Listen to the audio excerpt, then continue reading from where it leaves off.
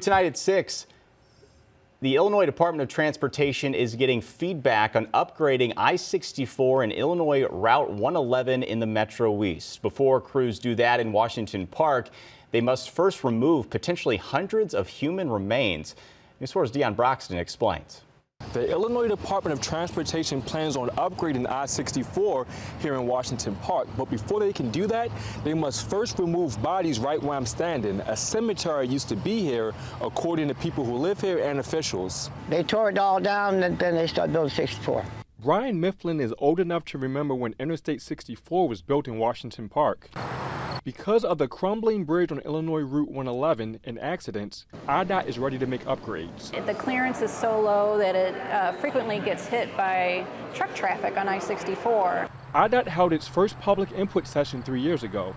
That's when officials discovered something big. After the meeting, I went ahead and sent an email to them expressing my concerns about the cemetery not having any kind of memorial. Their response to me was, "Thank you for sending this to us. What cemetery?" This Washington Park resident didn't want to show his face on camera. He shared this map of the intersection before 64 was built. Douglas Lawn Ridge Cemetery is north of where 64 is today. Sinclair County Cemetery to the south. The cemetery was originally disturbed during the 60s when the interstate was built. IDOT says crews relocated about 1,500 graves back in the 60s to build 64. It estimates the cemeteries were abandoned after World War II. According to this man who didn't want to share his identity, this is one of the tombstones from the Douglas Lawn Ridge Cemetery. So if you were poor and had no money in St. Clair County, you were lucky to get one of these. That's not the case with the St. Clair County Cemetery.